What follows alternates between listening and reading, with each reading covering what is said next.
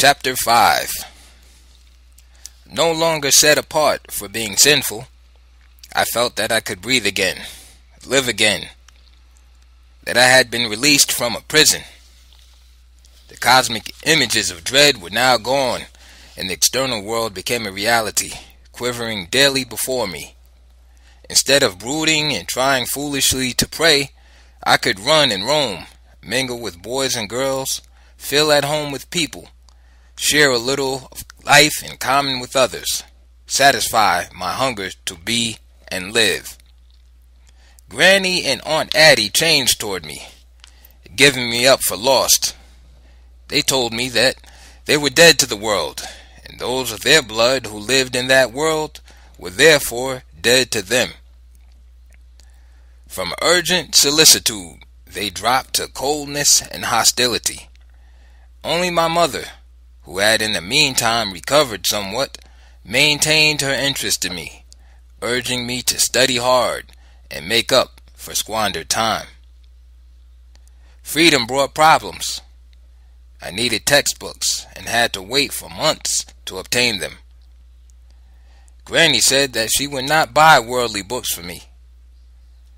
My clothes were a despair. So hostile did Granny and Aunt Addie become that they ordered me to wash and iron my own clothes. Eating was still skimpy, but I had now adjusted myself to the starch, lard, and greens diet. I went to school, feeling that my life depended not so much upon my learning as upon getting into another world of people. Until I entered Jim Hill Public School, I had but 1 year of unbroken study, with the exception of 1 year at the church school. Each time I had begun a school term, something happened to disrupt it. Already my personality was lopsided. My knowledge of feeling was far greater than my knowledge of fact. Though I was not aware of it, the next 4 years were to be the only opportunity for formal study in my life. The first school day presented the usual problem, and I was emotionally prepared to meet it. Upon what terms would I be allowed to remain upon the school grounds? With pencil and tablet, I walked nonchalantly into the schoolyard, wearing a cheap, brand new straw hat. I mingled with the boys, hoping to pass unnoticed, but knowing that sooner or later I would be spotted for a newcomer. And trouble came quickly. A black boy bounded past me, thumping my straw hat to the ground and yelling, "Straw caddy!" I picked up my hat, and another boy ran past, slapping my hat even harder. "Straw caddy!" Again, I picked up my hat and waited. The cry spread. Boys gathered around, pointing, chanting, "Straw caddy! Straw caddy!" I did not feel that I had been really challenged so far. No particular boy had stood his ground and taunted me. I was hoping that the teasing would cease, and tomorrow I would leave my straw hat at home. But the boy who had begun the game came close. "Mama bought me a straw hat," he sneered. "Watch what you're saying," I warned him. "Oh, look, he talks," the boy said. The crowd howled with laughter, waiting, hoping. "Where are you from?" the boy asked me. "None of your business," I said. "Now look, don't you go and get sassy or I'll cut you down," he said. "I'll say what I please," I said. The boy picked up a tiny rock and put it on his shoulder and walked close again. "Knock it off," he invited me. I hesitated for a moment, then acted. I brushed the rock from his shoulder and ducked and grabbed him about the legs and dumped him to the ground. A volcano of screams erupted from the crowd. I jumped upon the falling boy and started pounding him. Then I was jerked up. Another boy had begun to fight me. My straw hat had been crushed and forgotten. "Don't you hit my brother," the new boy yelled. "Two fighting one ain't fair," I yelled. Both of them now closed in on me. A blow landed on the back of my head. I turned and saw a brick rolling away, and I felt blood oozing down my back. I looked around and saw several brickbats scattered about. I scooped up a handful. The two boys backed away. I took aim as they circled me. I made a motion as if to throw, and one of the boys turned and ran. I let go with the brick and caught him in the middle of his back. He screamed. I chased the other halfway around the schoolyard. The boys howled their delight. They crowded around me, telling me that I had fought with the two bullies. Then suddenly the crowd quieted and parted. I saw a woman teacher bearing down upon me. I dabbed at the blood on my neck. "Was it you who threw that brick?" she asked. "Two boys were fighting me," I told her. "Come," she said, taking my hand. I entered school, escorted by the teacher, under arrest.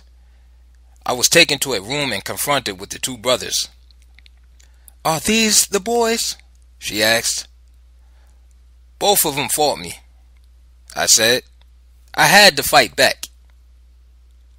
"He hit me first," one brother yelled.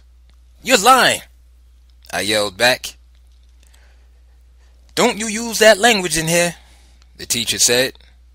"But they're not telling the truth," I said.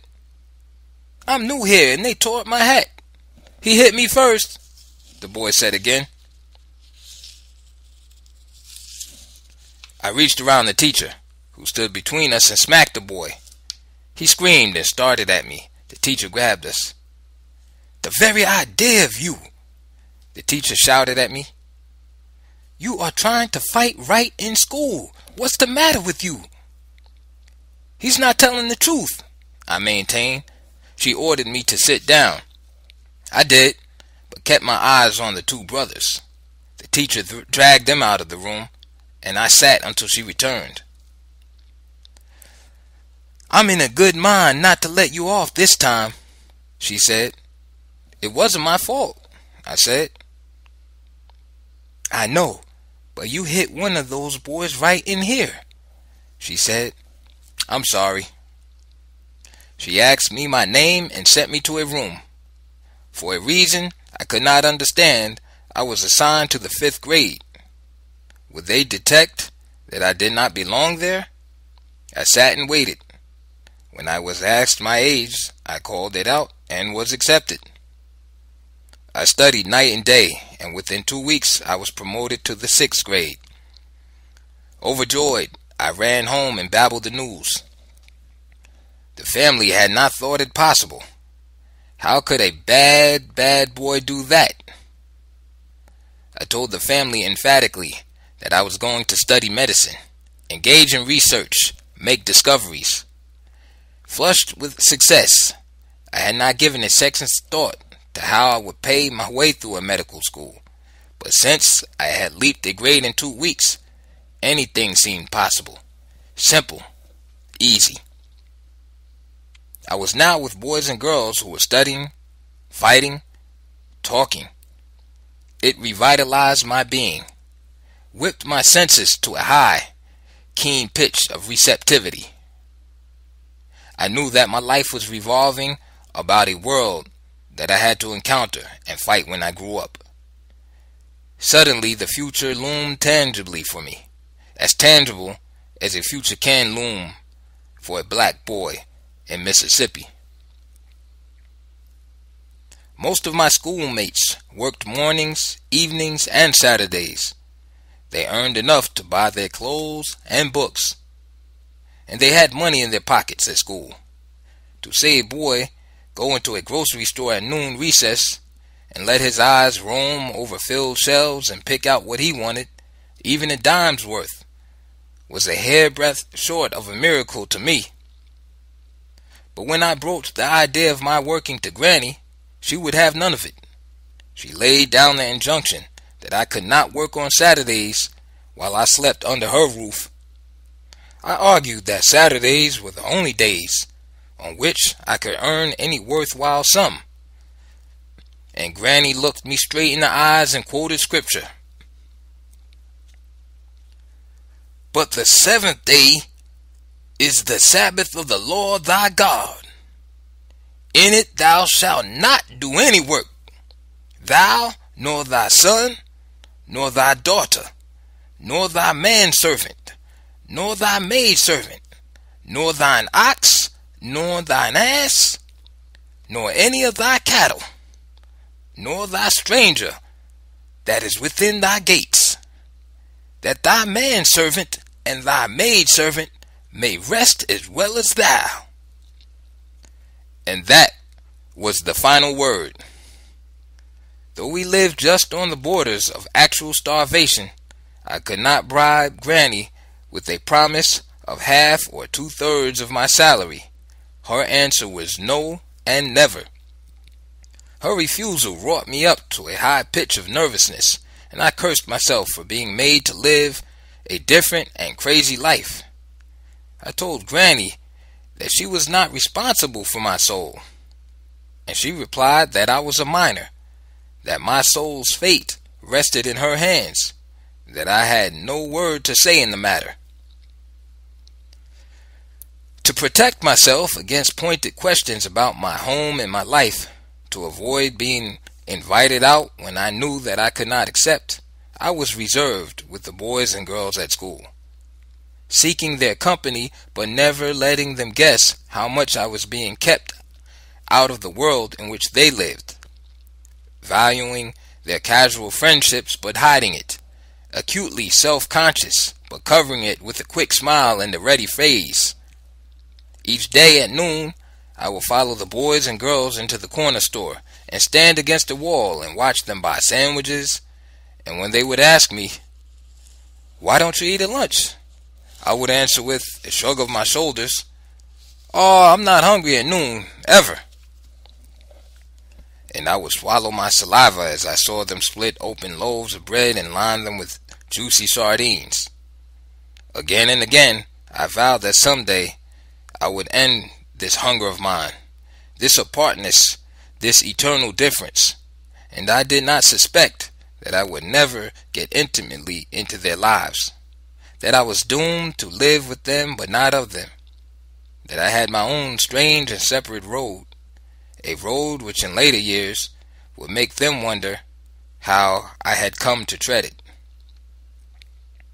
I now saw a world leap to life before my eyes because I could explore it, and that meant not going home when school was out, but wandering, watching, asking, talking.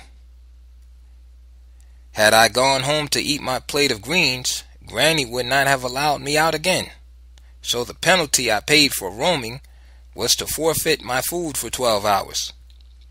I would eat mush at 8 in the morning and greens at 7 or later at night. To starve in order to learn about my environment was irrational, but so were my hungers. With my book slung over my shoulder, I would tramp with a gang into the woods, to rivers, to creeks, into the business district, to the doors of pool rooms, into the movies when we could slip in without paying, to neighborhood ball games, to brick kilns, to lumber yards, to cottonseed mills to watch men work. There were hours when hunger would make me weak, would make me sway while walking, would make my heart give a sudden wild spurt of beating that would shake my body and make me breathless. But the happiness of being free would lift me beyond hunger, would enable me to discipline the sensations of my body to the extent that I could temporarily forget. In my class was a tall, black, rebellious boy who was bright in his studies and yet utterly fearless in his assertion of himself. He could break the morale of the class at any moment with his clowning, and the teacher never found an adequate way of handling him. It was he who detected my plaguing hunger and suggested to me a way to earn some money. You can't sit in school all day and not eat, he said. What am I going to eat? Why don't you do like me? What do you do? I sell papers. I tried to get a paper route, but they're all full. I said, I like to sell papers because I could read them. I can't find things to read. You too? He asked, laughing. What do you mean? I asked.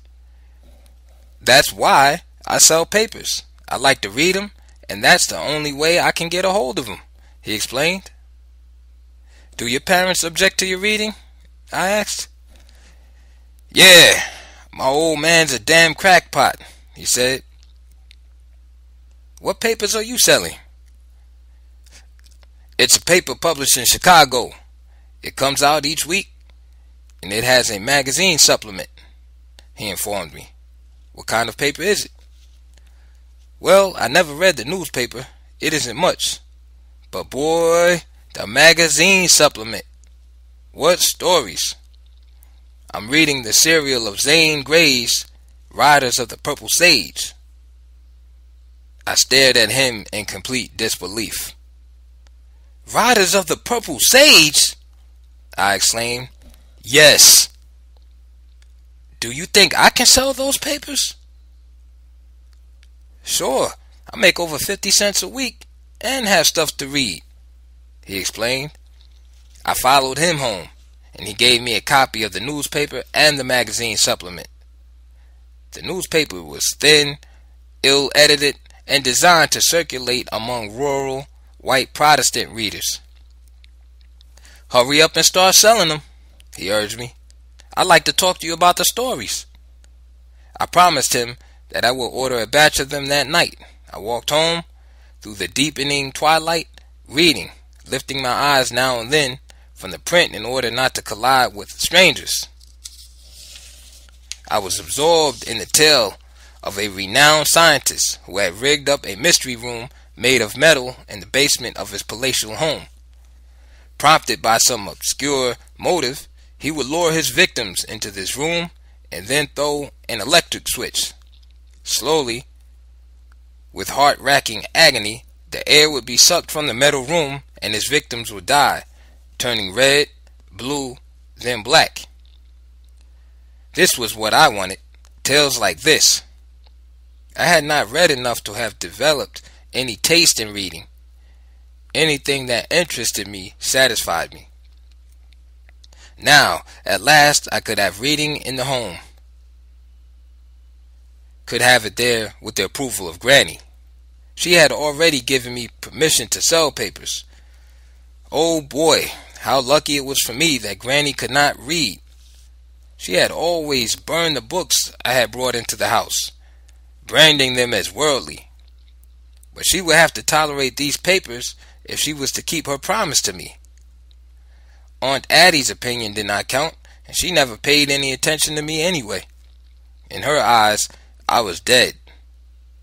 I told Granny that I planned to make some money by selling papers, and she agreed, thinking that at last I was becoming a serious, right-thinking boy. That night I ordered the papers and waited anxiously. The papers arrived, and I scoured the Negro area, slowly building up a string of customers who bought the papers more because they knew me than from any desire to read. When I returned home at night, I would go to my room and lock the door and revel in outlandish exploits of outlandish men in faraway outlandish cities. For the first time in my life, I became aware of the life of the modern world, of vast cities, and I was claimed by it. I loved it. Though they were merely stories, I accepted them as true because I wanted to believe them, because I hungered for a different life, for something new. The cheap pulp tales enlarged my knowledge of the world more than anything I had encountered so far.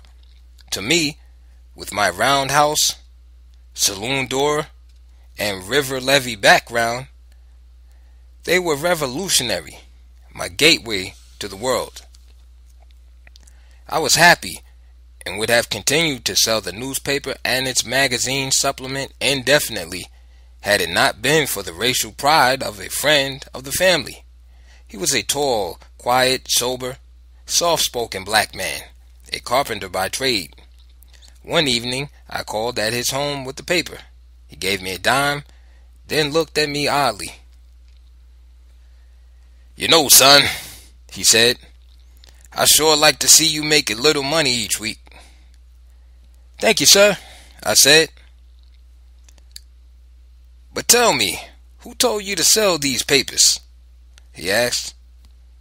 "Nobody." "Where did you get them from?" "Chicago." "Do you ever read them?" "Sure. I read the stories in the magazine supplement," I explained.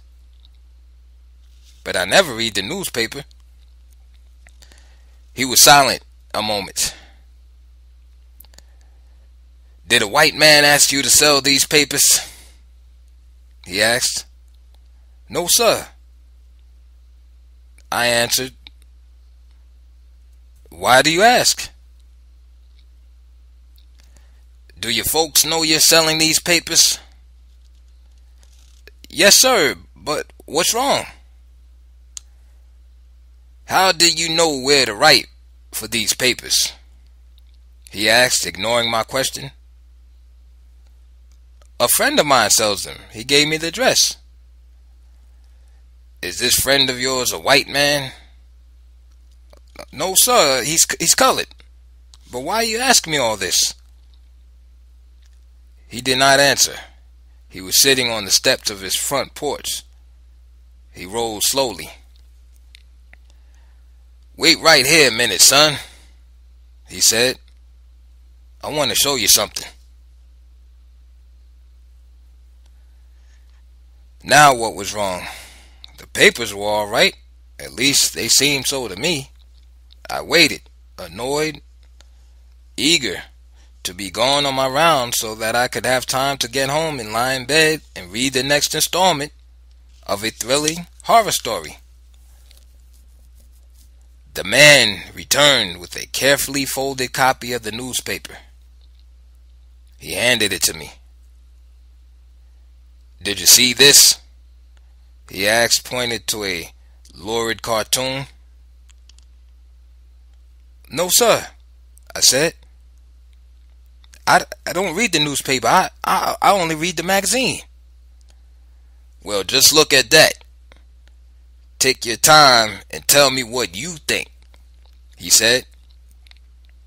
It was the previous week's issue, and I looked at the picture of a huge black man with a greasy, sweaty face, thick lips, flat nose, golden teeth, sitting at a polished, wide-topped desk in a swivel chair. The man had on a pair of gleaming yellow shoes, and his feet were propped upon the desk.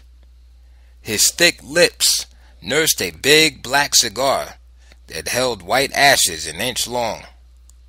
In the man's red-dotted tie was a dazzling horseshoe stick pin, glaring conspicuously. The man wore red suspenders, and his shirt was striped silk, and there were huge diamond rings on his fat black fingers. A chain of gold girded his belly, and from the fob of his watch a rabbit's foot dangled. On the floor, at the side of the desk, was a spittoon overflowing with mucus. Across the wall of the room in which the man sat was a bold sign reading, "The White House." Under the sign was a portrait of Abraham Lincoln, the features distorted to make the face look like that of a gangster. My eyes went to the top of the cartoon and I read, "The only dream of a nigger is to be president and to sleep with white women. Americans, do we want this in our fair land? Organize and save white womanhood." I stared, trying to grasp the point of the picture and the captions. wondering why it all seemed so strange and yet familiar. "Do you know what this means?" the man asked me. "Gee, I don't know," I confessed. "Did you ever hear of the Ku Klux Klan?" he asked me softly. "Sure, why?" "Do you know what the Ku Kluxes do to colored people?" "They kill us. They keep us from voting and getting good jobs," I said. "Well, the paper you're selling preaches the Ku Klux Klan doctrines," he said. "Oh, no," I exclaimed. "Son, you're holding it in your hands," he said. "I read the magazine, but I never read the paper," I said vaguely, thoroughly rattled. "Listen, son," he said. "Listen, you're a black boy and you're trying to make a few pennies, all right? I don't want to stop you from selling these papers if you want to sell them. But I've read these papers now for 2 months and I know what they're trying to do. If you sell them, you're just helping white people to kill you." "But these papers come from Chicago," I protested naively, feeling unsure of the entire world now, feeling that racial propaganda surely could not be published in Chicago, the city to which Negroes were fleeing by the thousands. "I don't care where the paper comes from," he said. "Just you listen to this." He read aloud a long article in which lynching was passionately advocated as a solution for the problem of the Negro. Even though I heard him reading it, I could not believe it. "Let me see that," I said. I took the paper from him and sat on the edge of the steps. In the paling light, I turned the pages and read articles so brutally anti-Negro that goose pimples broke out all over my skin. "Do you like that?" he asked me. "No, sir," I breathed. "Do you see what you're doing?" "I didn't know," I mumbled. "Are you going to sell those papers now?" "No, sir, never again."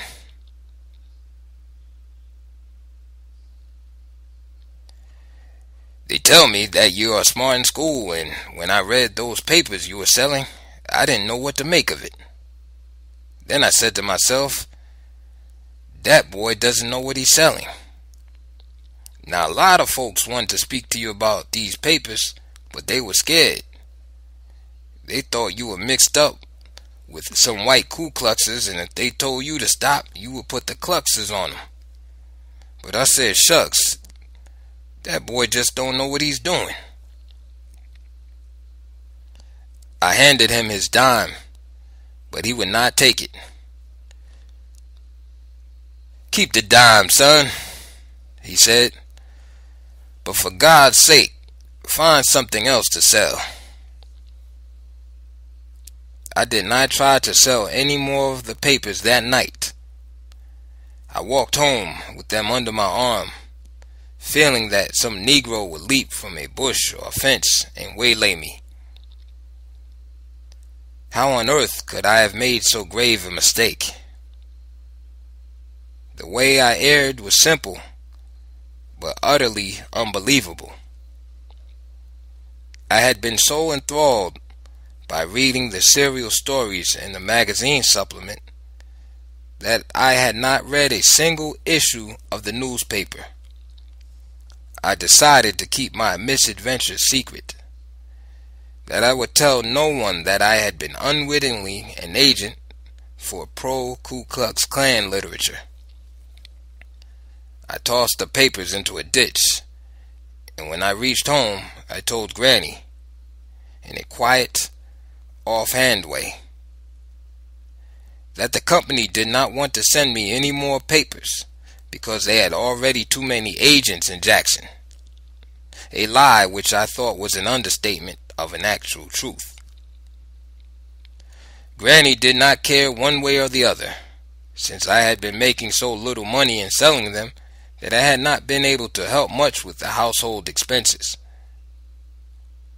The father of the boy who had urged me to sell the papers also found out their propagandistic nature and forbade his son to sell them.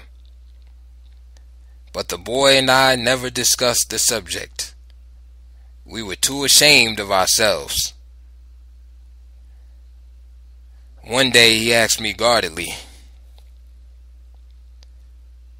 "Say, are you still selling those papers?"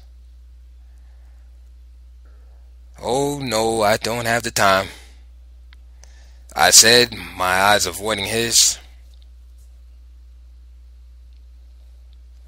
"I'm not either," he said, pulling down the corners of his mouth. "I'm too busy." I burned at my studies. At the beginning of the school term, I read my civics and English and geography volumes through and only referred to them when in class. I solved all my mathematical problems far in advance. Then, during school hours, when I was not called on to recite, I read tattered, second-hand copies of Flynn's Detective Weekly or the Argosy All-Story magazine, or dreamed, weaving fantasies about cities I had never seen and about people I had never met. School ended. I could not get a job that would let me rest on Granny's holy Sabbath.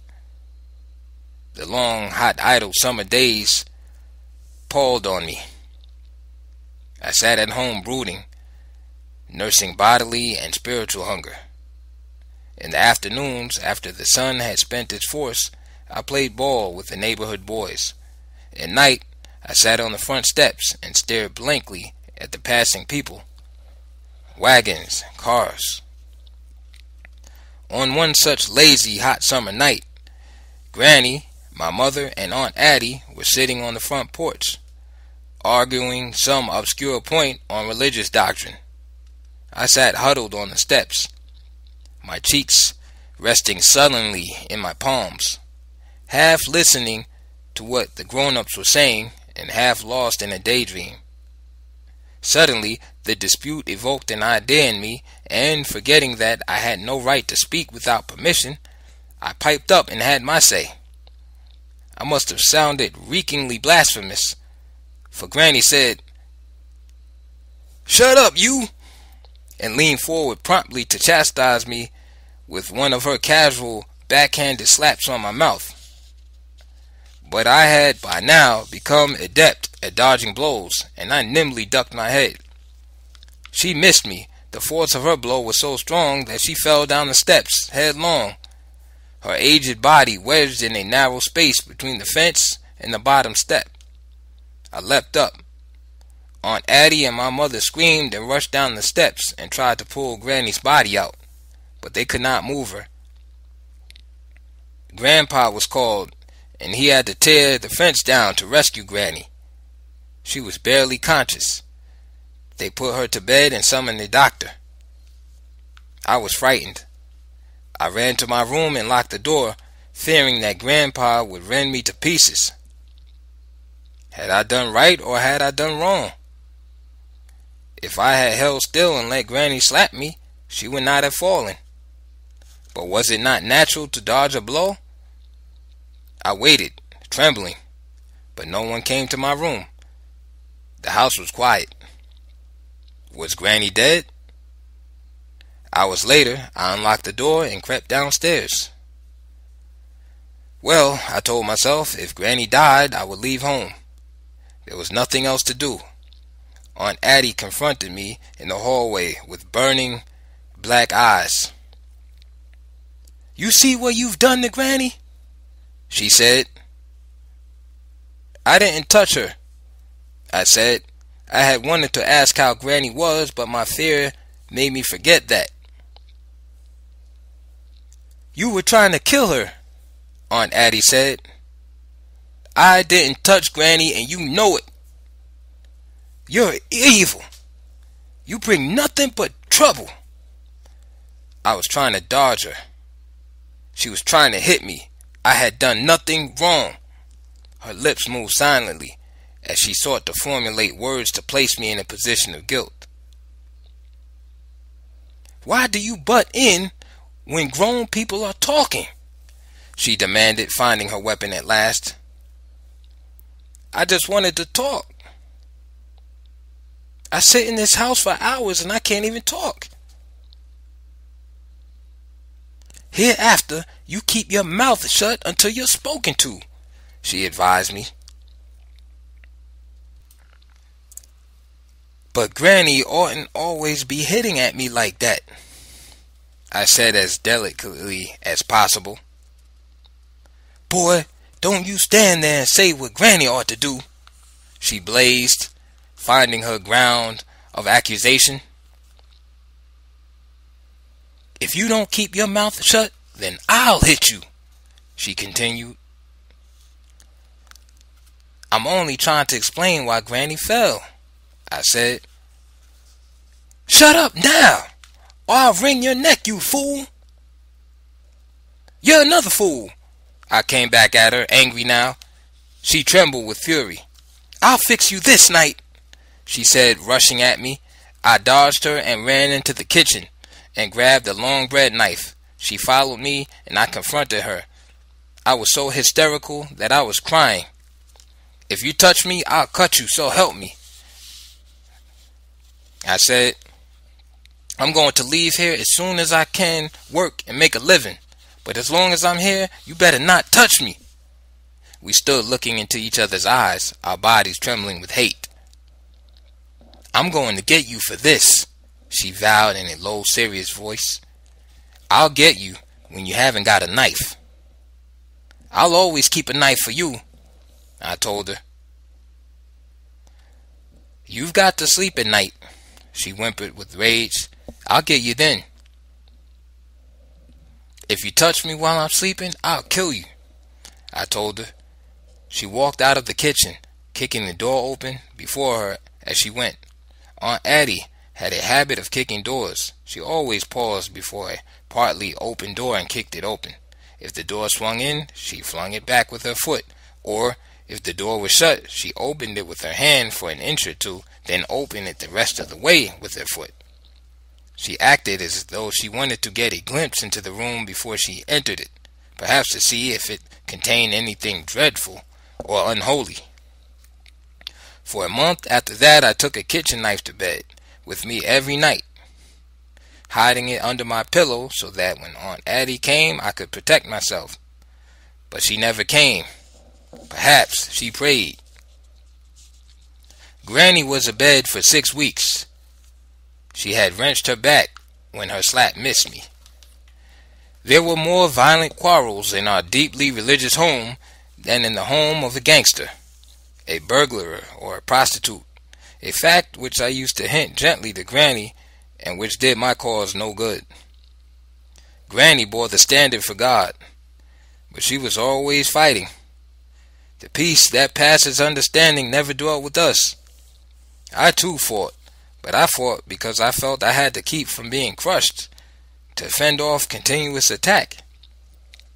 But Granny and Aunt Addie quarreled and fought not only with me, but with each other, over minor points of religious doctrine, or over some imagined infraction of what they chose to call their moral code. Wherever I found religion in my life, I found strife, the attempt of one individual or group to rule another in the name of God. The naked will to power seemed always to walk in the wake of a hymn. As summer waned, I obtained a strange job. Our next door neighbor, a janitor, decided to change his profession and become an insurance agent. He was handicapped by illiteracy, and he offered me the job of accompanying him on trips into the Delta plantation area to write and figure for him, at wages of $5 a week. I made several trips with Brother Mance, as he was called, to plantation shacks, sleeping on shuck mattresses, eating salt pork and black-eyed peas for breakfast, dinner and supper, and drinking, for once, all the milk I wanted. I had all but forgotten that I had been born on a plantation, and I was astonished at the ignorance of the children I met. I had been pitying myself for not having books to read, and now I saw children who had never read a book. Their chronic shyness made me seem bold and city-wise. A black mother would try to lure her brood into the room to shake hands with me, and they would linger at the jamb of the door, peering at me with one eye, giggling hysterically. At night, seated at a crude table with a kerosene lamp spluttering at my elbow, I would fill out insurance applications, and a sharecropper family, fresh from laboring in the fields, would stand and gape. Brother Mance would pace the floor, extolling my abilities with pen and paper.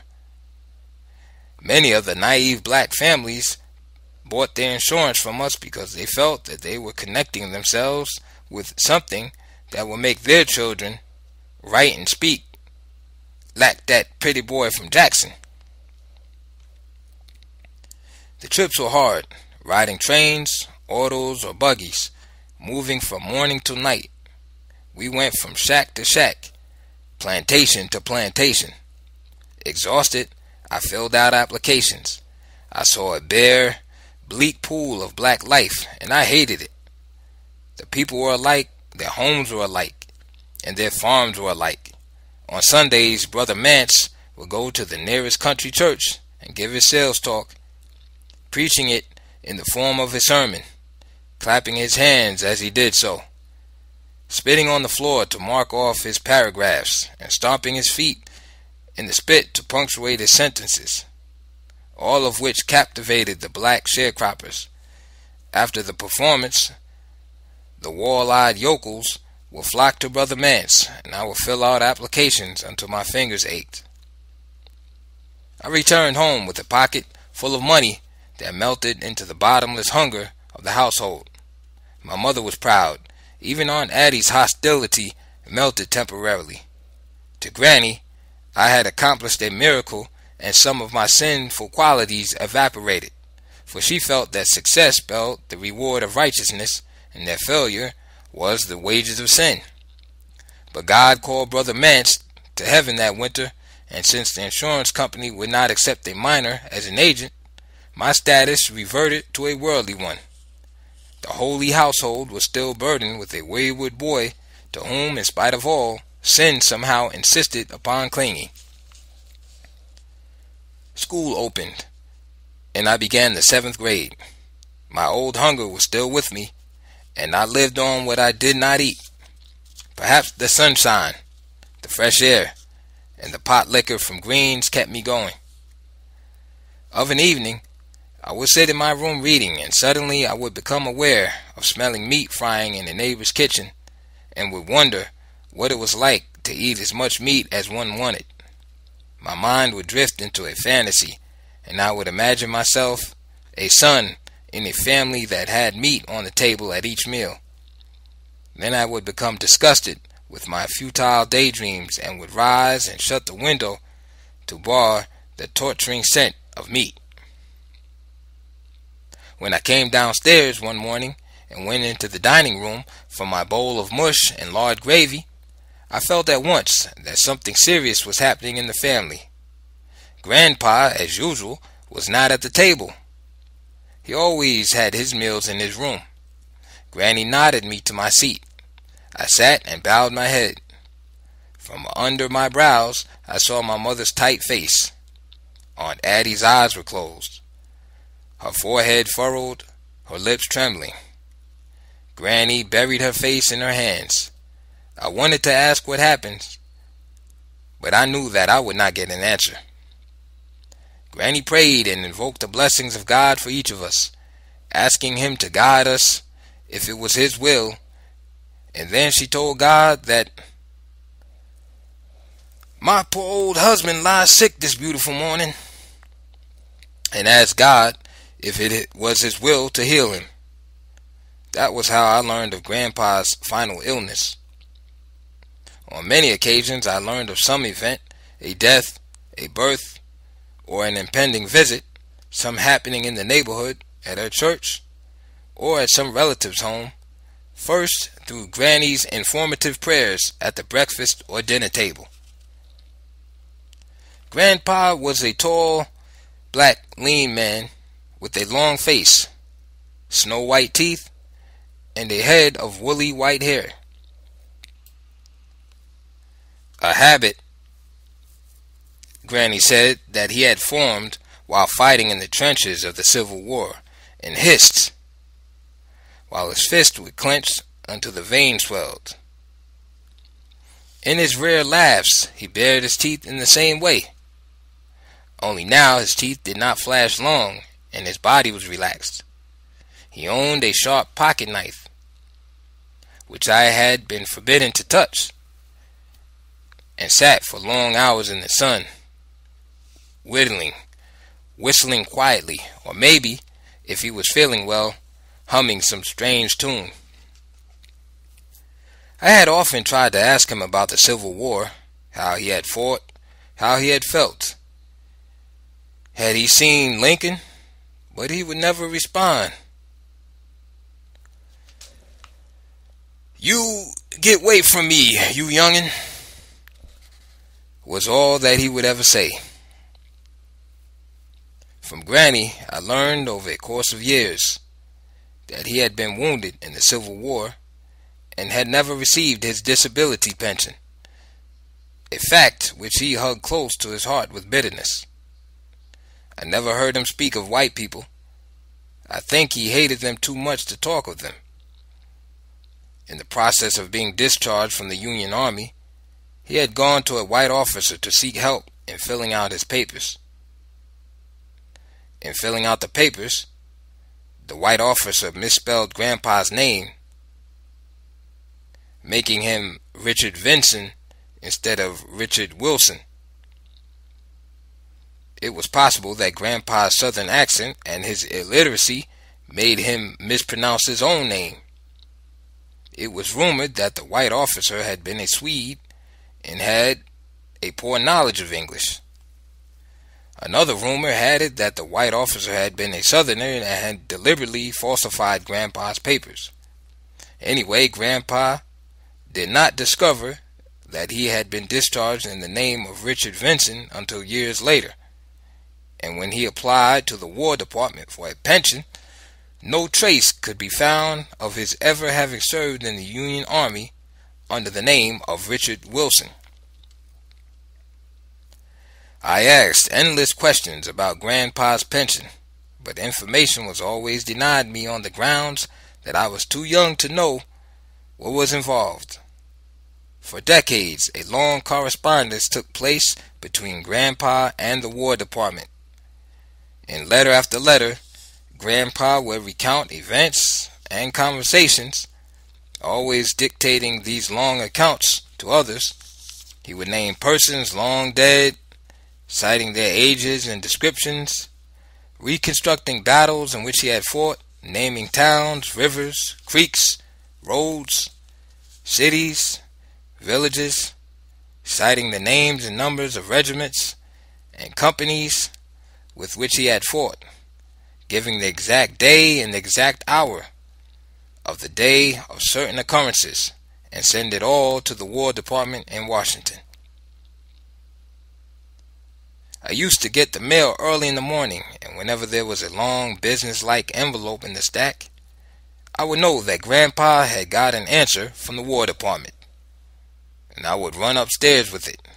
Grandpa would lift his head from the pillow, take the letter from me, and open it himself. He would stare at the black print for a long time, then reluctantly, distrustfully hand the letter to me.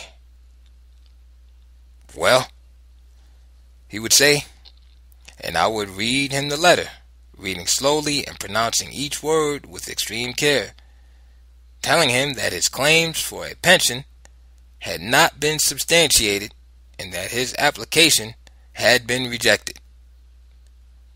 Grandpa would not blink an eye. Then he would curse softly under his breath. "It's them goddamn rebels," he would hiss. As though doubting what I had read, he would dress up and take the letter to at least a dozen of his friends in the neighborhood and ask them to read it. Finally, he would know it from memory. At last, he would put the letter away carefully and begin his brooding again, trying to recall out of his past some telling fact that might help him in getting his pension. Like K of Kafka's novel, The Castle, he tried desperately to persuade the authorities of his true identity right up to the day of his death, and failed. Often, when there was no food in the house, I would dream of the government's sending a letter that would read something like this: "Dear Sir, your claim for a pension has been verified. The matter of your name has been satisfactorily cleared up. In accordance with official regulations, we are hereby instructing the Secretary of the Treasury to compile and compute and send to you, as soon as it is convenient, the total amount of all monies past due, together with interest, for the past blank years, the amount being blank. We regret profoundly that you have been so long delayed in this matter. You may be assured that your sacrifice has been a boon and a solace to your country." But no letter like that ever came, and Grandpa was so sullen most of the time that I stopped dreaming of him and his hopes.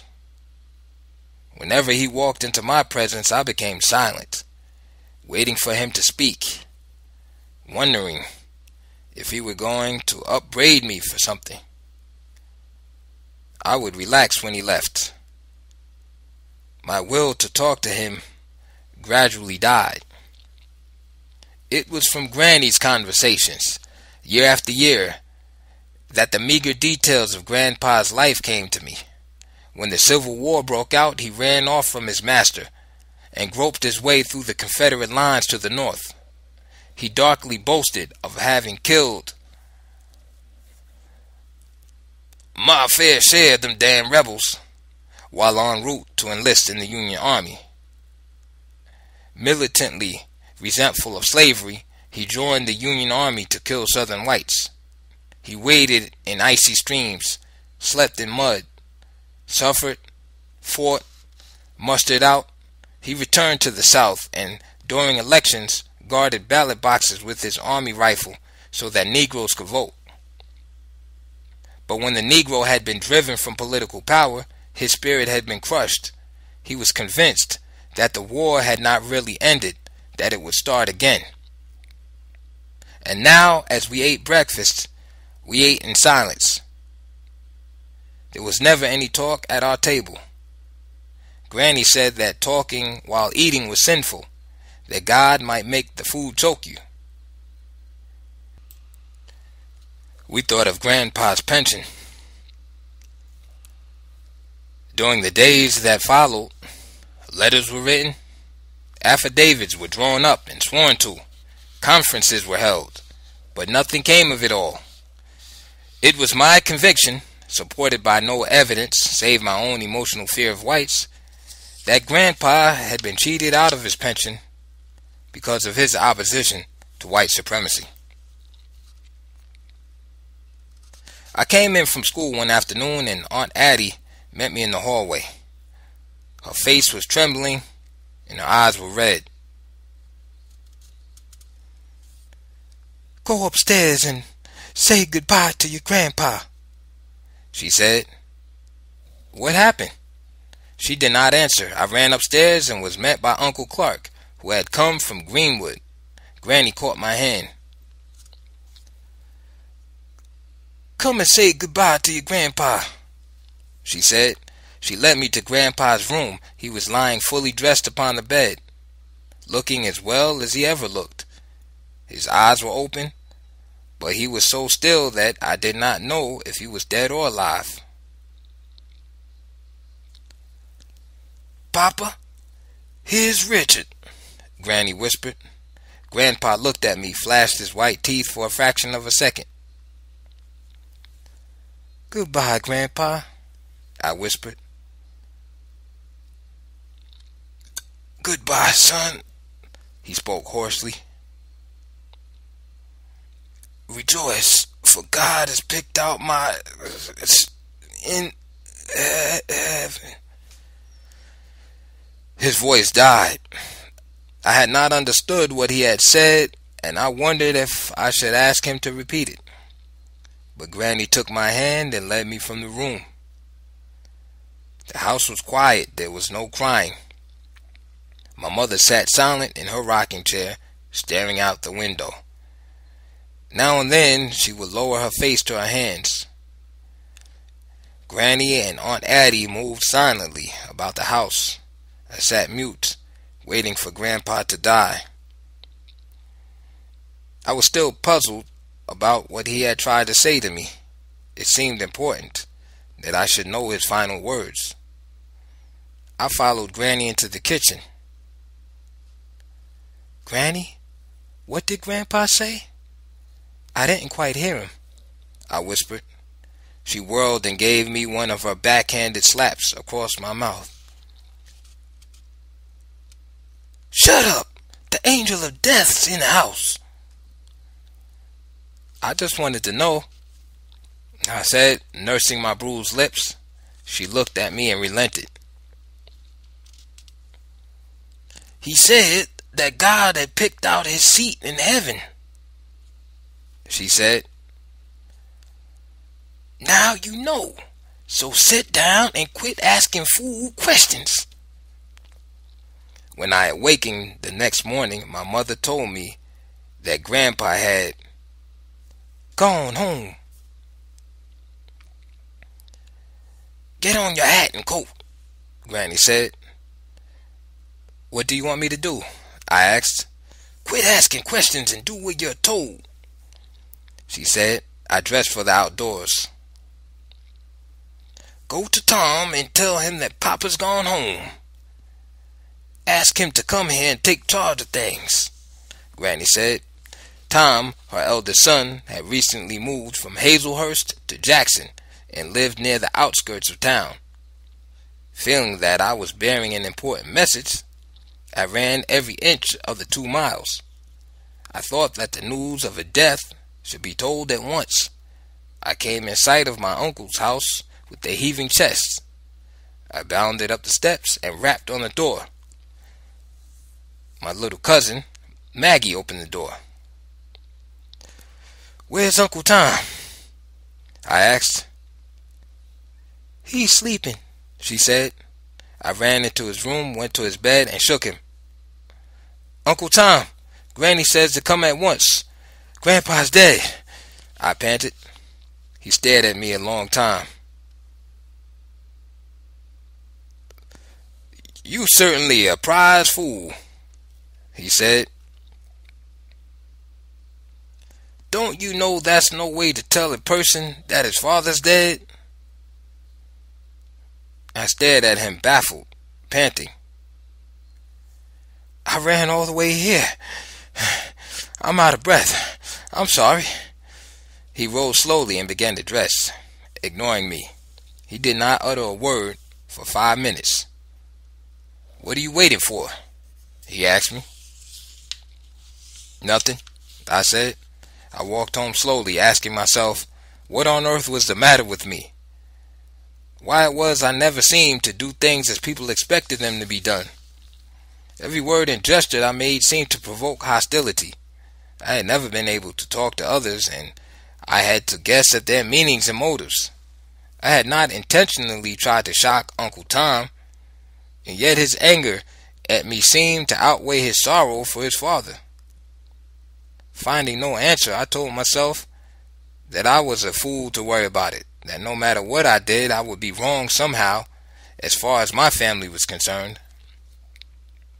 I was not allowed to go to Grandpa's funeral. I was ordered to stay home and mind the house. I sat reading detective stories until the family returned from the graveyard. They told me nothing, and I asked no questions. The routine of the house flowed on as usual. For me, there was sleep, mush, greens, school, study, loneliness, yearning, and then sleep again. My clothing became so shabby that I was ashamed to go to school. Many of the boys in my class were wearing their first long pantsuits. I grew so bitter that I decided to have it out with Granny. I would tell her that if she did not let me work on Saturdays, I would leave home. But when I opened the subject, she would not listen. I followed her about the house, demanding the right to work on Saturday. Her answer was no and no and no. "Then I'll quit school," I declared. "Quit then. See how much I care," she said. "I'll go away from here and you'll never hear from me."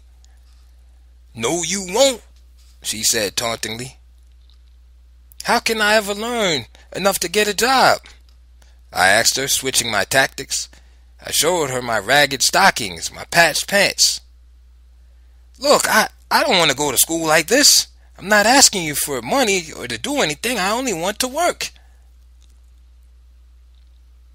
"I'll have nothing to do with whether you go to school or not," she said.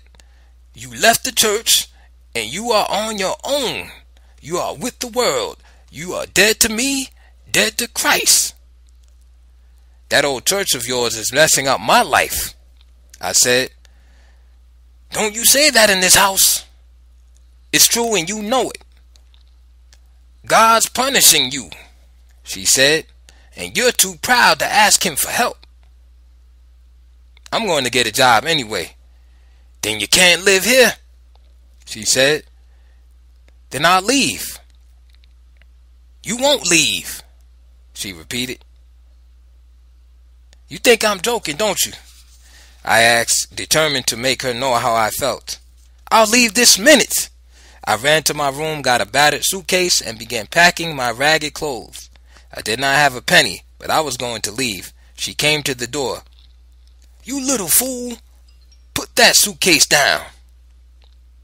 "I'm going where I can work." She snatched the suitcase out of my hands. She was trembling. "All right," she said. "If you want to go to hell, then go. But God'll know that it was not my fault. He'll forgive me, but he won't forgive you." Weeping, she rushed from the door. Her humanity had triumphed over her fear. I emptied the suitcase, feeling spent. I hated these emotional outbursts, these tempests of passion, for they always left me tense and weak. Now I was truly dead to Granny and Aunt Addie. But my mother smiled when I told her that I had defied them. She rose and hobbled to me on her paralytic legs and kissed me.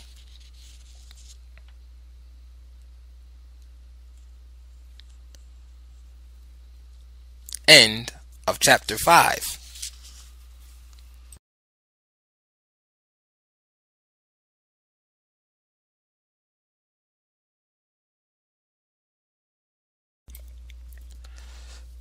Chapter 6.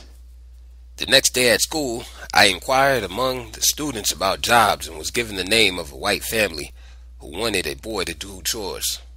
That afternoon, as soon as school had let out, I went to the address. A tall, dour white woman talked to me. Yes, she needed a boy, an honest boy. $2 a week, mornings, evenings, and all day Saturdays. Washing dishes, chopping wood, scrubbing floors, cleaning the yard. I would get my breakfast and dinner. As I asked timid questions, my eyes darted about.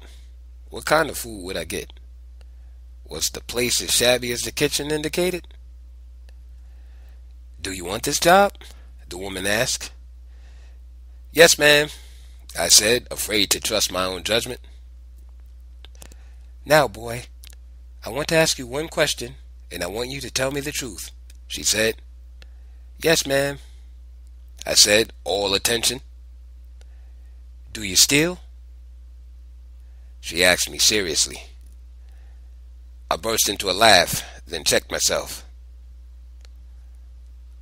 "What's so damn funny about that?" she asked. "Lady, if I was a thief, I'd never tell anybody." "What do you mean?" She blazed with a red face. I had made a mistake during my first 5 minutes in the white world. I hung my head. "No, ma'am," I mumbled. "I don't steal."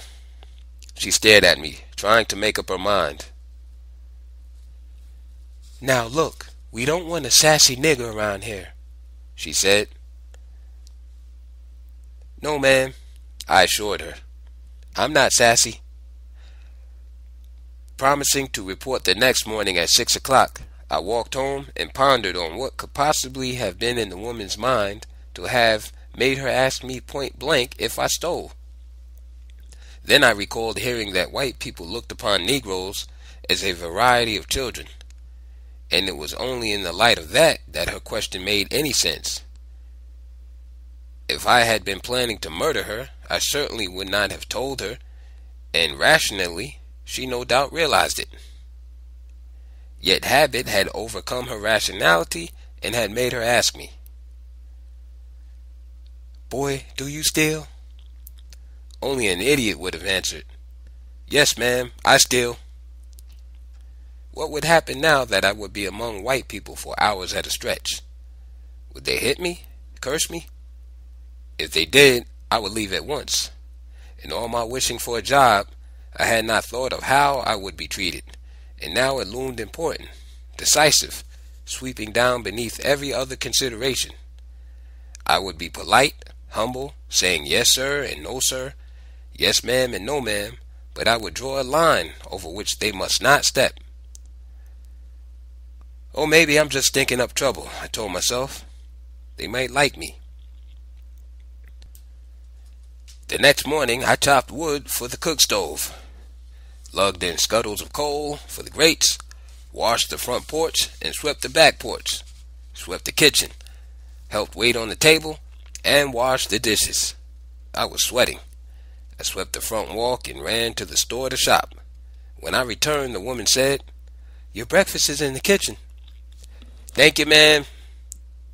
I saw a plate of thick, black molasses and a hunk of white bread on the table. Would I get no more than this? They had eggs, bacon, coffee. I picked up the bread and tried to break it.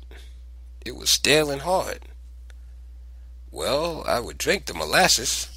I lifted the plate and brought it to my lips and saw floating on the surface of the black liquid green and white bits of mold. "God damn, I can't eat this," I told myself. The food was not even clean. The woman came into the kitchen as I was putting on my coat. "You didn't eat," she said. "No, ma'am," I said. "I'm not hungry." "You'll eat at home?" she asked hopefully. "Well, I just wasn't hungry this morning, ma'am," I lied. "You don't like molasses and bread?" she said dramatically. "Oh, yes, ma'am, I do," I defended myself quickly, not wanting her to think that I dared criticize what she had given me. "I don't know what's happening to you niggers nowadays," she sighed, wagging her head. She looked closely at the molasses. "It's a sin to throw out molasses like that. I'll put it up for you this evening." "Yes, ma'am," I said heartily. Neatly she covered the plate of molasses with another plate, then felt the bread and dumped it into the garbage. She turned to me, her face lit with an idea. "What grade are you in school?" "7th, ma'am." "Then why are you going to school?" she asked in surprise. Well, I want to be a writer, I mumbled, unsure of myself. I had not planned to tell her that, but she had made me feel so utterly wrong and of no account that I needed to bolster myself. A what? She demanded. A writer, I mumbled. For what? To write stories, I mumbled defensively. You'll never be a writer, she said. Who on earth put such ideas into your nigger head? Nobody, I said. I didn't think anybody ever would, she declared indignantly. As I walked around her house to the street, I knew that I would not go back. The woman had assaulted my ego. She had assumed that she knew my place in life, what I felt, what I ought to be, and I resented it with all my heart. Perhaps she was right. Perhaps I would never be a writer. But I did not want her to say so. Had I kept the job, I would have learned quickly just how white people acted toward Negroes. But I was too naive to think that there were many white people like that. I told myself that there were good white people, people with money and sensitive feelings. As a whole, I felt that they were bad, but I would be lucky enough to find the exceptions. Fearing that my family might think I was finicky, I lied to them, telling them that the white woman had already hired a boy. At school, I continued to ask about jobs and was directed to another address. As soon as school was out, I made for the house. Yes, the woman said that she wanted a boy who could milk a cow, feed chickens, gather vegetables, help serve breakfast and dinner. But I can't milk a cow, ma'am, I said. Where are you from? She asked incredulously. Here in Jackson, I said. You mean to stand there, nigger, and tell me that you live in Jackson and don't know how to milk a cow? She demanded in surprise. I said nothing, but I was quickly learning the reality, a Negro's reality, of the white world. One woman had assumed that I would tell her if I stole, and now this woman was amazed that I could not milk a cow. I, a nigger who dared live in Jackson. They were all turning out to be alike, differing only in detail. I faced a wall in the woman's mind, a wall that she did not know was there. I just never learned, I said finally. I'll show you how to milk, she said, as though glad to be charitable enough to repair a nigger's knowledge on that score. It's easy. The place was large. They had a cow, chickens, a garden, all of which spelled food, and that decided me. I told her that I would take the job, and I reported for work the next morning. My tasks were simple but many. I milked the cow under her supervision, gathered eggs, swept, and was through in time to serve breakfast. The dining room table was set for 5. There were eggs, bacon, toast, jam, butter, milk, apples. That seemed promising.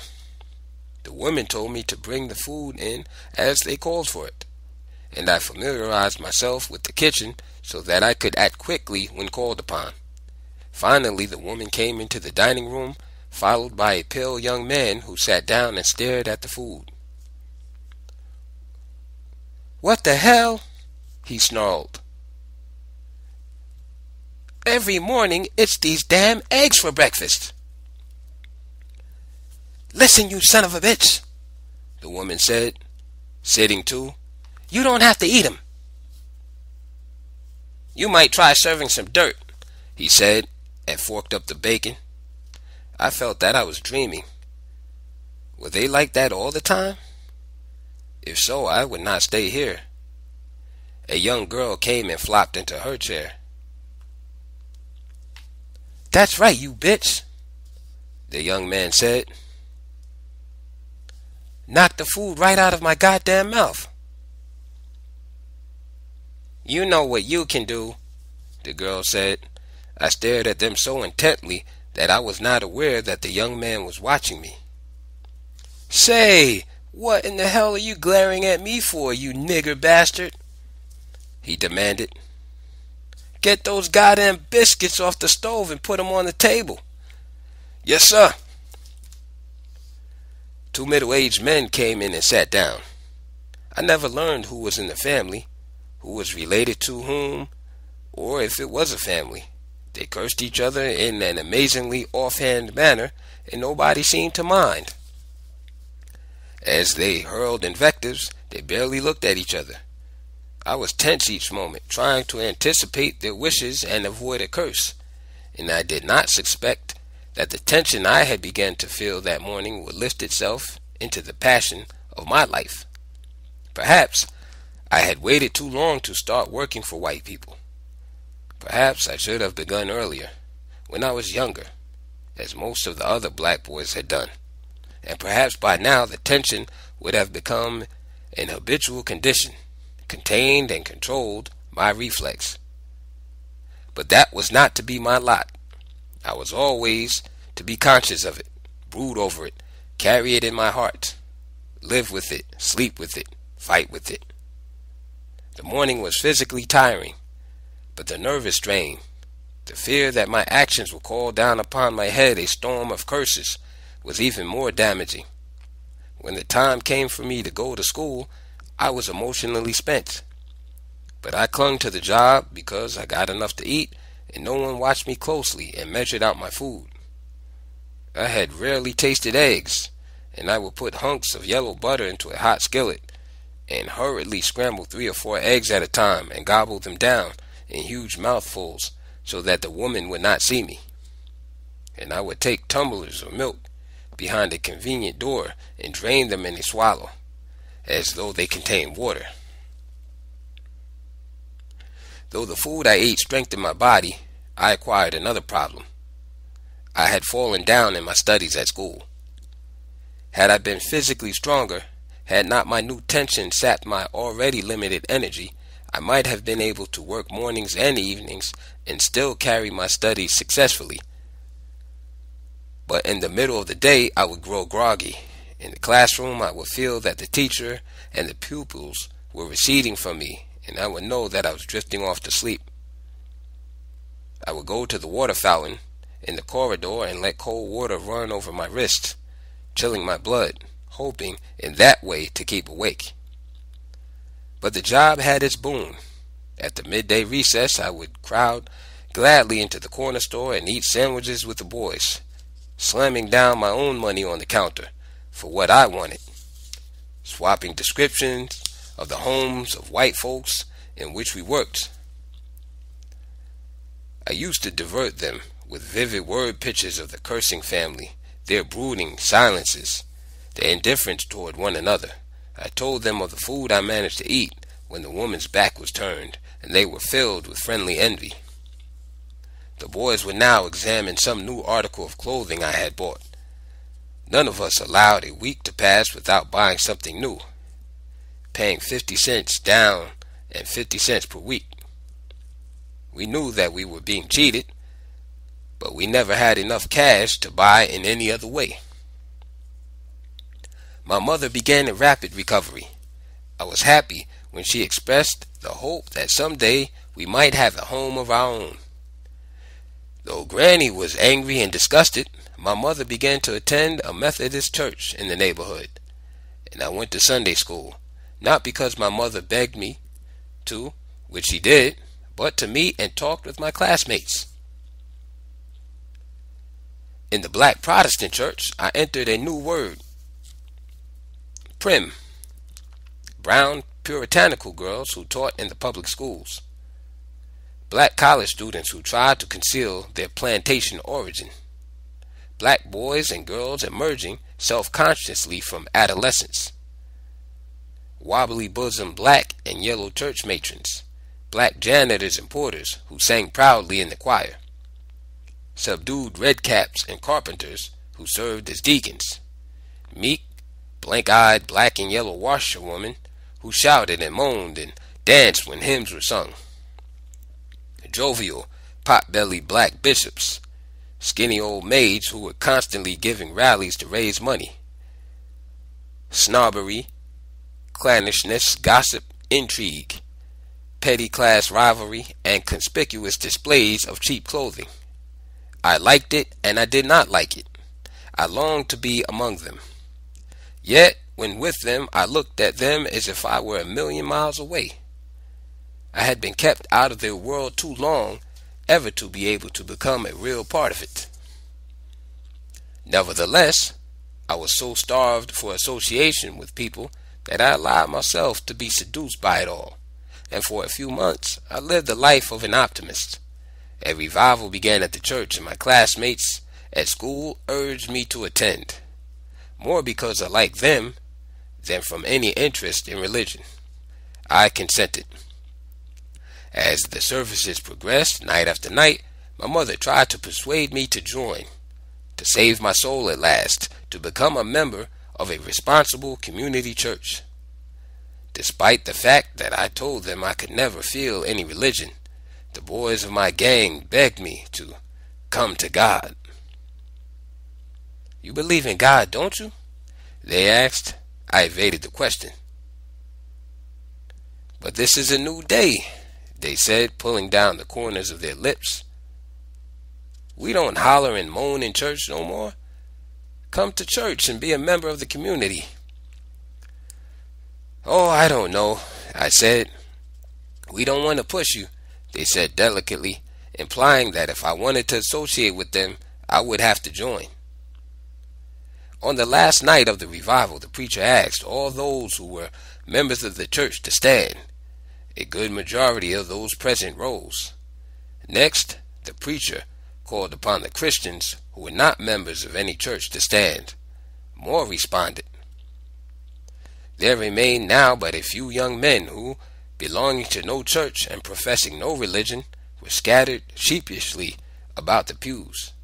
Having thus isolated the sinners, the preacher told the deacons to prevail upon those who lived in darkness to discuss the state of their souls with him. The deacons sped to their task and asked us to go into a room and talk with a man chosen and anointed of God. They held our arms and smiled as they bent and talked to us. Surrounded by people I knew and liked, with my mother's eyes looking pleadingly into mine, it was hard to refuse. I followed the others into a room where the preacher stood. He smiled and shook our hands. "Now, you young men," he began in a brisk, clipped tone, "I want all of you to know God. I'm not asking you to join the church, but it's my duty as a man of God to tell you that you are in danger. Your peril is great. You stand in the need of prayer. Now I'm going to ask each of you a personal favor. I want you to let the members of this church send up a prayer to God for you. Now, is there any soul here so cold, so hard, so lost, that he would say no to that? Can you refuse to let the good people of this community pray for you?" He paused dramatically, and no one answered. All the techniques of his appeal were familiar to me, and I sat there feeling foolish, wanting to leap through the window and go home and forget about it. But I sat still, filled more with disgust than sin. "Would any man in this room dare fling no into God's face?" the preacher asked. There was silence. "Now I'm going to ask all of you to rise and go into the church and take a seat on the front bench," he said, edging on to more definite commitments. "Just stand up," he said, lifting his hands, palms up, as though he had the power to make us rise by magic. "That's it, young man," he encouraged the first boy who rose. I followed them, and we sat like wet ducks on a bench facing the congregation. Some part of me was cursing. A low, soft hymn began. This may be the last time. I don't know. They sang it, hummed it, crooned it, moaned it, implying in sweet, frightening tones that if we did not join the church then and there, we might die in our sleep that very night and go straight to hell. The church members felt the challenge, and the volume of the song swelled. Could they sing so terrifyingly sweet as to make us join, burst into tears, and drop to our knees? A few boys rose and gave their hands to the preacher. A few women shouted and danced with joy. Another hymn began. It ain't my brother, but it's me, O Lord, standing in the need of prayer. During the singing, the preacher tried yet another ruse. He intoned mournfully, letting his voice melt into the singing, yet casting his words above it. How many mothers of these young men are here tonight? Among others, my mother rose and stood proudly. Now, good sweet mothers, come right down in front here, said the preacher, hoping that this was the night of my long-deferred salvation. My mother came forward, limping, weeping, smiling. The mothers ringed their sons around, whispering, pleading. Now, you good sweet mothers, symbols of Mother Mary at the tomb, kneel and pray for your sons, your only sons, the preacher chanted. The mothers knelt. My mother grabbed my hands, and I felt hot tears scalding my fingers. I tried to stifle my disgust. We young men had been trapped by the community, the tribe in which we lived and of which we were a part. The tribe, for its own safety, was asking us to be at one with it. Our mothers were kneeling in public and praying for us to give the sign of allegiance. The hymn ended and the preacher launched into a highly emotional and symbolic sermon, recounting how our mothers had given birth to us, how they had nursed us from infancy, how they had tended us when we were sick, how they had seen us grow up, how they had watched over us, how they had always known what was best for us. He then called for yet another hymn, which was hummed. He chanted above it in a melancholy tone. Now I'm asking the first mother who really loves a son to bring him to me for baptism. God damn, I thought. It had happened quicker than I expected. My mother was looking steadily at me. Come, son, let your old mother take you to God, she begged. I brought you into the world. Now let me help to save you. She caught my hand and I held back. I've been as good as a mother as I could, she whispered through her tears. God is hearing every word, the preacher underscored her plea. The business of saving souls had no ethics. Every human relationship was shamelessly exploited. In essence, the tribe was asking us whether we shared its feelings. If we refused to join the church, it was equivalent to saying no, to placing ourselves in the position of moral monsters. One mother led her beaten and frightened son to the preacher amid shouts of amen and hallelujah. Don't you love your old crippled mother, Richard? My mother asked. Don't leave me standing here with my empty hands, she said, afraid that I would humiliate her in public. It was no longer a question of my believing in God. It was no longer a matter of whether I would steal or lie or murder. It was a simple, urgent matter of public pride, a matter of how much I had in common with other people. If I refused, it meant that I did not love my mother, and no man in the tight little black community had ever been crazy enough to let himself be placed in such a position. My mother pulled my arm, and I walked with her to the preacher and shook his hand, a gesture that made me a candidate for baptism. There were more songs and prayers. It lasted until well after midnight. I walked home limp as a rag.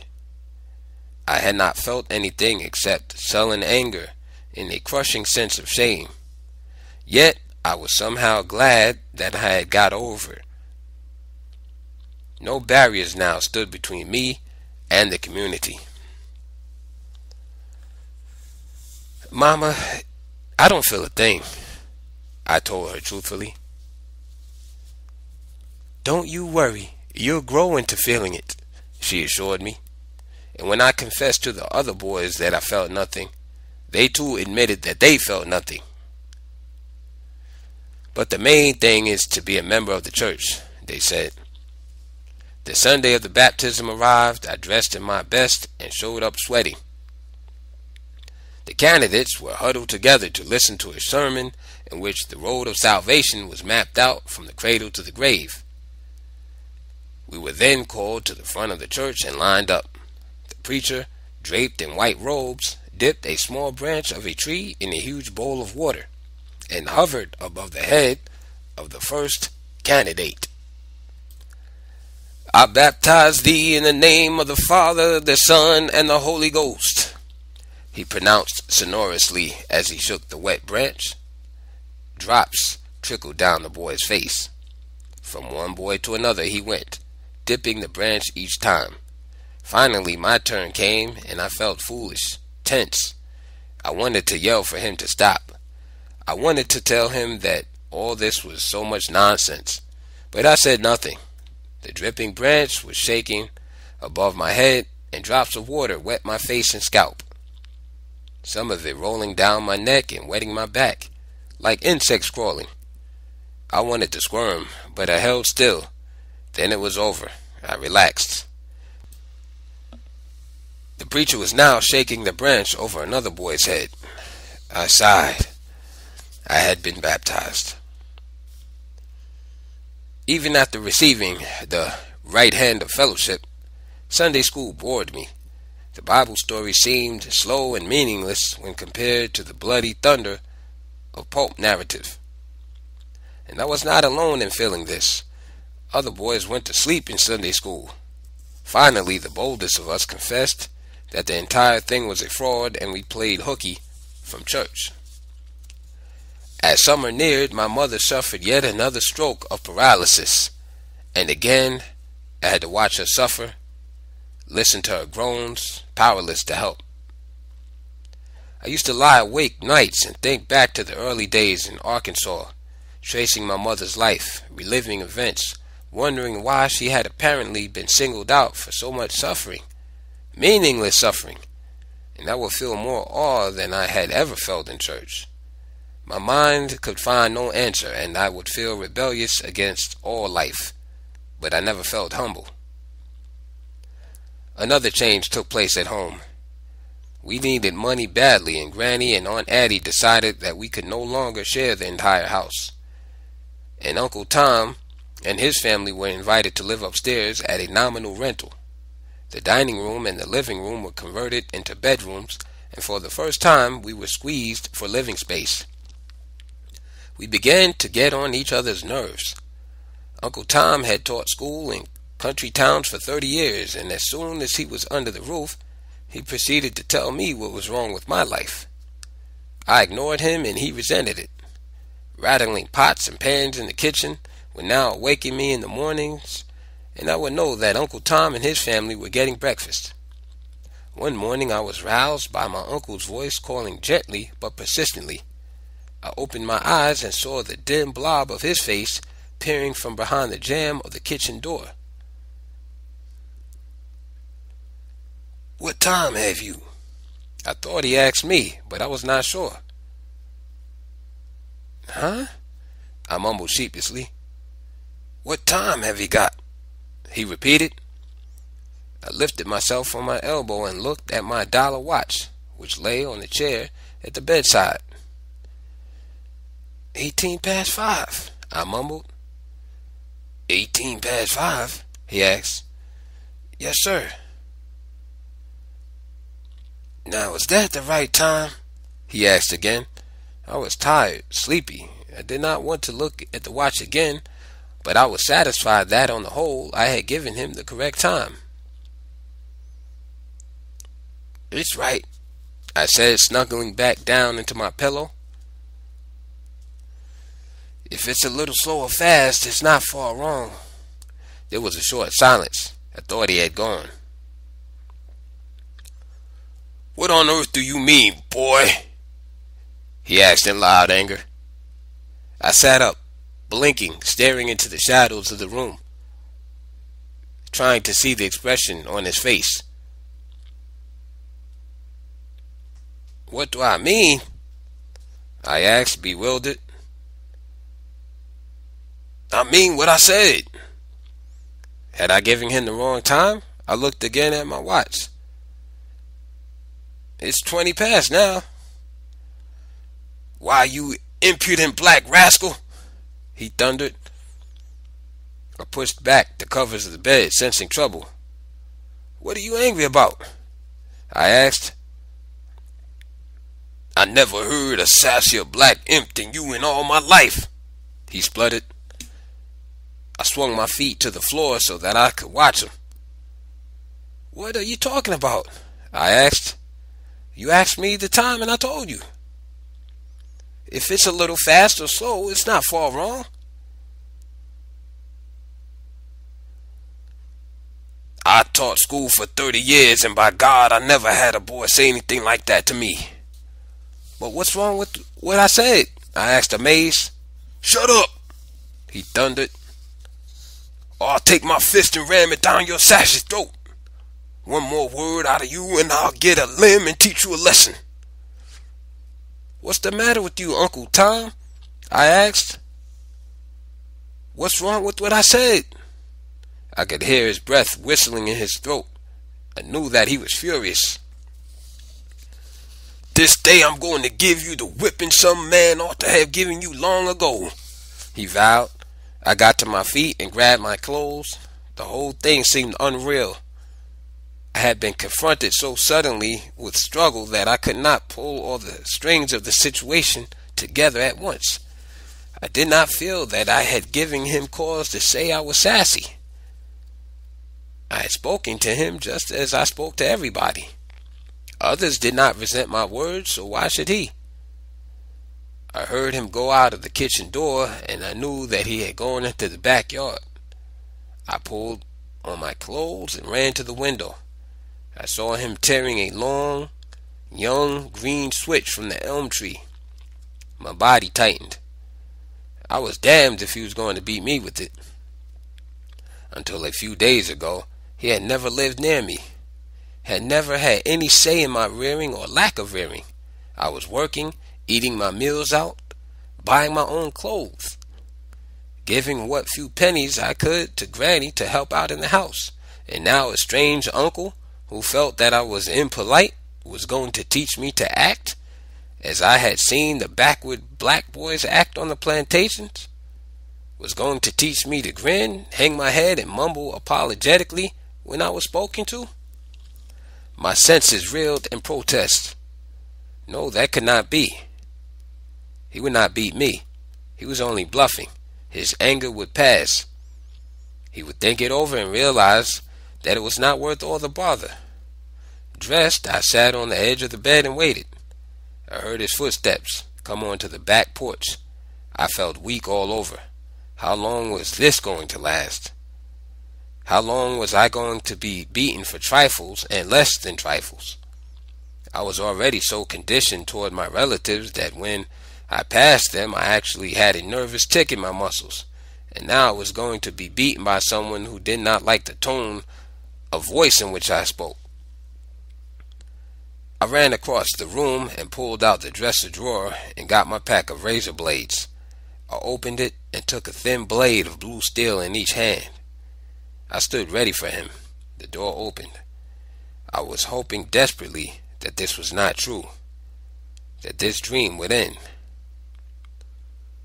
Richard, he called me in a cold, even tone. "Yes, sir," I answered, striving to keep my tension out of my voice. "Come here." I walked into the kitchen, my eyes upon him, my hands holding the razors behind my back. "Now, Uncle Tom, what do you want with me?" I asked him.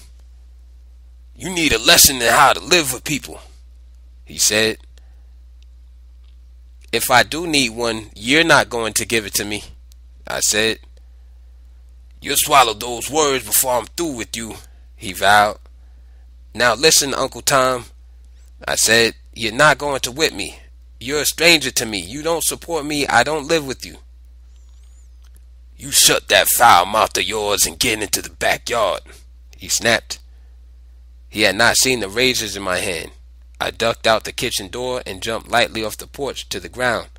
He ran down the steps and advanced with the lifted switch. "I got a razor in each hand," I warned in a low-charged voice. "If you touch me, I'll cut you.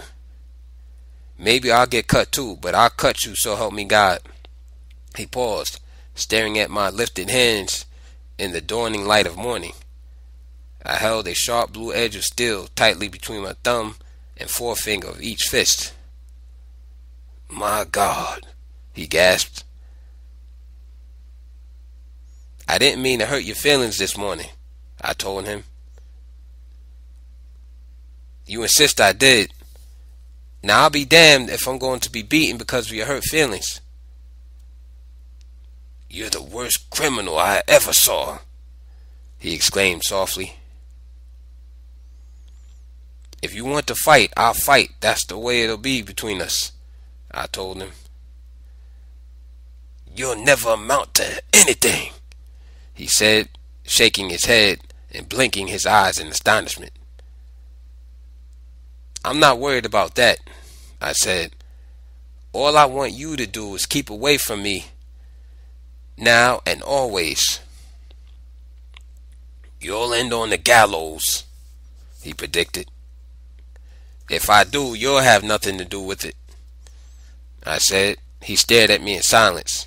Evidently, he did not believe me, for he took a step forward to test me. "Put those razors down," he commanded. I'll cut you, I said, hysteria leaping into my voice, my hands slicing out with points of steel as I backed away. He stopped. He had never in his life faced a person more grimly determined. Now and then he blinked his eyes and shook his head. "You fool!" he bellowed suddenly. "I'll make you bloody if you hit me," I warned him. His chest heaved and his body seemed to droop. "Somebody will break your spirit," he said. "It won't be you." "You'll get yours someday. You won't be the one to give it to me. And you just been baptized," he said heavily. "The hell with that," I said. We stood in the early morning light, and a touch of sun broke on the horizon. Roosters were crowing. A bird chirped nearby somewhere. Perhaps the neighbors were listening. Finally, Uncle Tom's face began to twitch. Tears rolled down his cheeks. His lips trembled. "Boy, I'm sorry for you," he said at last. "You better be sorry for yourself," I said. "You think you're a man," he said, drooping his arm and letting the switch drag on the dust of the yard. His lips moved as he groped for words. "But you'll learn. You'll learn the hard way. I wish I could be an example to you." I knew that I had conquered him, had rid myself of him mentally and emotionally, but I wanted to be sure. "You're not an example to me. You could never be," I spat at him. "You're a warning. Your life isn't so hot that you can tell me what to do." He repaired chairs for a living now since he had retired from teaching. Do you think I want to grow up and weave the bottom of chairs for people to sit in? He twitched violently, trying to control himself. You'll be sorry you said that, he mumbled. He turned his tall, lean, bent body and walked slowly up the steps. I sat on the porch a long time, waiting for my emotions to ebb. Then I crept cautiously into the house, got my hat, coat, books, and went to work. Went to face the whims of the white folks. End of chapter 6.